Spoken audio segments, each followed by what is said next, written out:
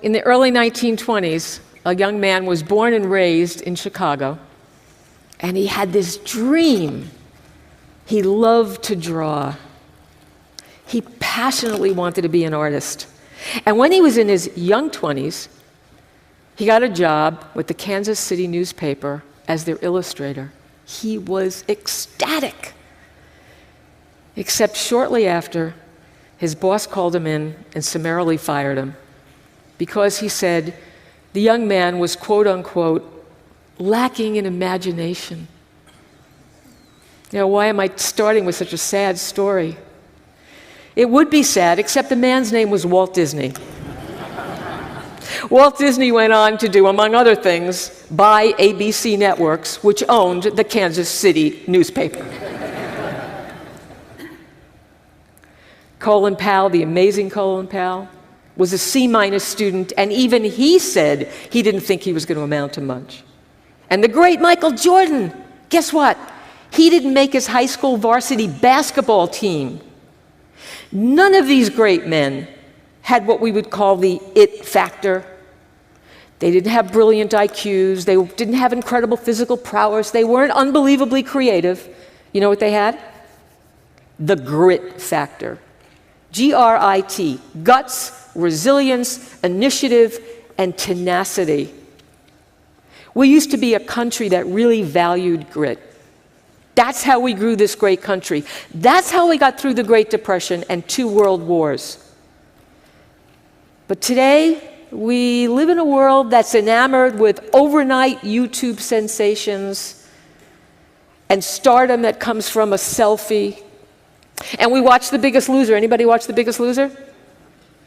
And we see somebody shed 40 pounds between commercial breaks. What we don't see is the little fine print that says that took this guy 8 months to do with diet and exercise. We don't want to see all the sweat equity. We don't want to be bothered with it. But here's the real truth. Of people who are really born prodigies, those select few, 2% of them grow up to be successful at anything. 2%.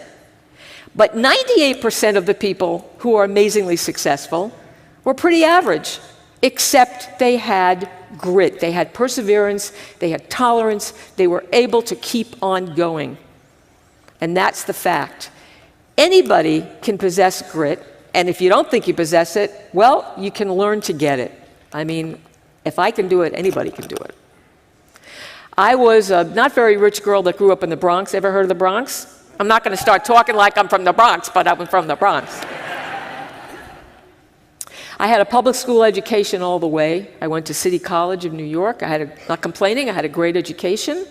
And ultimately, City College gave me something that no Ivy League school did, mainly an acceptance letter.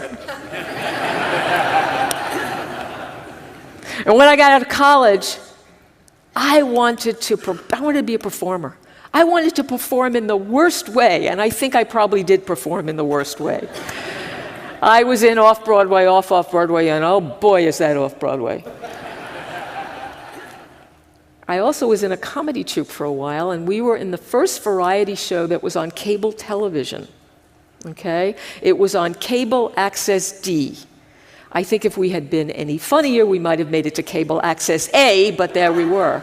But we had a huge following. His name was Dave, 6'4", and he followed our every move, as any good cameraman should, because he was about the only guy watching. As much as I love performing, there was something I actually loved more, and that was eating. So I decided to pursue a job in advertising, and I found that I loved that even more. And my first day on the job, I was so thrilled, because my boss told me that I was going to be writing 25 ads for Kodak, and they were going to be broadcast at Kmart over the PA system. I walked in, I thought I did a great job. I stayed up all night. I gave her the ads. I thought they were brilliant, and she thought they were awful. Linda, you're going to have to go back and do them all over again. I said, no problem. As I walked out, she said to me, Linda, I think that you were going to end up owning your own ad agency one day. And I said, oh, because you saw something promising in those ads? She said, no, I saw nothing in those ads. But what I did see is somebody who was very resilient, who wasn't crying who's willing to go back and do it over again. And in this business, most of the time the clients hate what we do, and we do it over and over and over and over and over again. Does that sound familiar in the business that you're in? Well, I took that advice, and I think it worked out pretty well. I've been in this business for 35 years. Yes, I started when I was 4.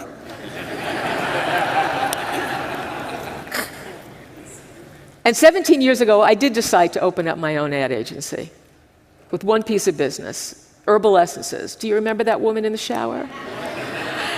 She was having way too good a time in that shower.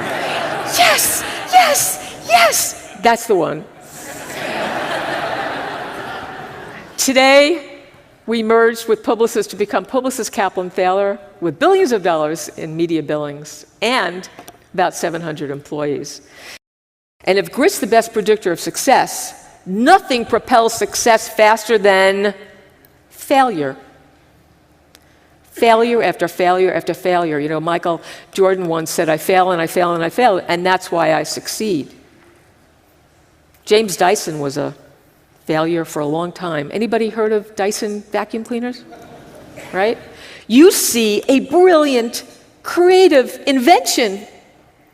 What you don't see are the 5,126 prototypes that he created that totally sucked. Or maybe I should say didn't suck. That was the problem. So why are we so afraid to fail? And even worse, why are we afraid to let our kids fail? Why does everybody get a trophy now? Any other helicopter parents out there? Yeah. When my daughter was 5, we bought Emily a beautiful pink bicycle, and we couldn't wait to teach her how to ride. I took her to the park, and I put her on the bicycle, and I put her hands on the handlebars, and then I walked with her. Let go, and she fell. Did it again. Held on as long as I could, because I didn't want her to fall. Let go, and she fell. 2 years, and many Advils later from my aching lumbar, I came to the conclusion that my beautiful daughter would someday maybe win the presidency, but she was never going to win the Tour de France. On her 7th birthday, undaunted, I'm a woman of grit, I got out there with her on the bike, and we did it again, and she fell. A man in his mid-70s, a cyclist, came up to me, and he said, Mom, I see you're having a little trouble teaching your daughter how to ride. I know how to teach kids how to ride. I said, okay. He balanced her on the bicycle. And I said, well, yeah, I've done all that. He said, oh, but Mom, I didn't tell you what you need to do. I said, what do I need to do? He said, take your hands, this was it, the magic formula, and put them in your pockets. Take your hands and put them in your pockets. He gives Emily a push. She goes a few feet and she falls. I run to pick her. Take your hands, put them in your pockets. He pushes her again. She falls. I'm sweating, I'm so fearful. 3rd time he pushes her, she keeps going and going and going.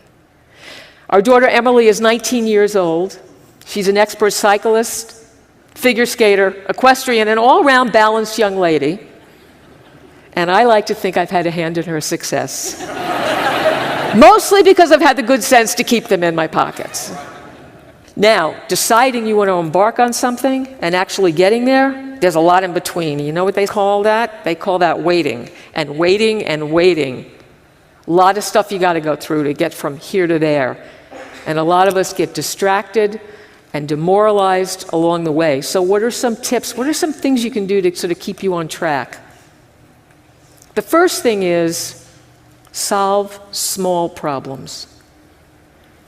George Polya is a famous mathematician who said the biggest problem we have in the world is that people are trying to solve problems that are way, way, way too big. You have to break down these problems into small, manageable bits that you can do every day a little bit at a time.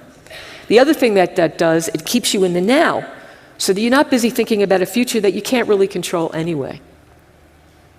The second thing you need to do, don't laugh at me, is make your bed. Admiral Willie McRaven is a former Navy SEAL, and he teaches Navy SEALs, and the first thing he teaches them to do is to make their beds. And he is convinced that this is the way that everybody needs to start their day. Why is that? And of course, these cadets think he's nuts. He said, first of all, when you make your bed, you will have already accomplished something in the morning. So if you've accomplished nothing else for the rest of the day, you're going to feel good that you made that bed. Secondly, you learn to do something very small perfectly. And once you learn how to do something small perfectly, it helps you to do bigger and bigger things perfectly. It gets you into the habit of perfecting things.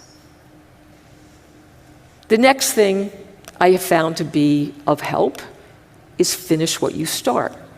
Now, you have some big, massive goal ahead of you, but how about getting yourself into the habit of finishing the really small goals? Like, there's a kitchen drawer that's a mess. You know what? Instead of telling yourself, tomorrow I'm going to clean it out, don't use any excuses. Clean out the drawer. You get a great feeling of endorphins when you do that. And it helps you getting into the mode of like, yes! Now I'm going to talk about willpower. And I'm going to give you great advice. Forget willpower. We don't have enough willpower to use our willpower. Nobody's that strong enough. Temptation is too great. And by the way, by the end of the day, you lose all your energy anyway. Instead, put yourself in situations where you don't have to use willpower. I know for me, I'm on a task and I'm so tempted to see if a text has come in on my phone. And then I realize, I need to put the phone in a room far away from me, so I'm not going to be tempted. You're in the car and you're afraid of, answering a phone. One thing that I do now is I put it in the back seat in my handbag, so I can't get to it. And by the way, if one of your goals is to lose weight, forget about, trying to use willpower to not eat something. If you go to a restaurant, I have a better suggestion, something that a researcher came up with recently. You see somebody has a delicious chocolate mousse, and you really want it. Now I want you to visualize a cockroach in the mousse, lapping it up. How many people here will never eat mousse again after I told you that? And one of the best things that you can do with this newfound grit is use it to help somebody else. Using your grit for good. Don't you feel good when you do something good for somebody? That's because when you do something good for somebody, the same part of your brain lights up as when you get money or you give somebody a kiss. Oh, I see a lot of happy people out there. And you can use that grit to help millions of people or just to help one. Like my friend Brian. My friend Brian works at Covenant House. And 20 years ago when he first started, he was in the LA office of Covenant House. And Covenant House is for, teens who are homeless. Many of them come from foster homes. And he would grab kids off the street and they would try to rehabilitate them. And sometimes it worked, sometimes it didn't. But there was this one young man, Reese, he kept picking up off the streets. And Reese was about 18 or 19. And Reese was a crystal meth addict and was panhandling on the street, homeless, no parents to go to.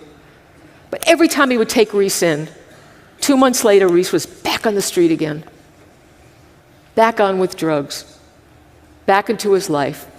And Brian used every tenacious idea he had, and he couldn't help Reese. This went on month after month.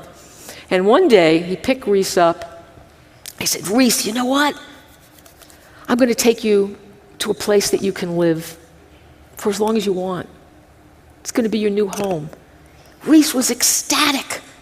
He imagined a beautiful house with a white picket fence. And you know where he took him? He took him to Skid Row. There it is. There's your new home. With the rats and the fire pit and drunks. You can't do this. You got to take me back. You got to take me back to Covenant House. No, come on, Reese. That isn't working. Let's just cut to the chase here. Reese begged, and he finally brought him back to Covenant House. Shortly after, Brian was relocated to Oakland, California, and that was the last he heard of Reese. 10 years went by, and he gets a call from the head of Covenant House in LA. Hey, Brian, do you know somebody named Reese? Oh, man. He's got to be close to 30 now. What does he look like? He looks pretty darn good. He's got a jacket and a tie. He owns his own construction company, he has a family, and he walked in with a check for $10,000. And he also has a message for you. If you see my friend Brian, you tell him that the day he took me to Skid Row was the last day I ever took drugs and the day I turned my life around. Brian had used his grit, his guts, his resilience, his initiative, and his tenacity to transform one man's life, proving that maybe one of the best things about grit is that we can pass it on to somebody else. Grit is humanity's great equalizer, because you don't need to be brilliant and you don't need to be talented, and if you don't have it, you can learn to have it. And you can get it at 1 and you can get it at 100. So I ask you, and we talk about asking questions today, what is your passion? Find it, get your grit on, and go for it. Thank you.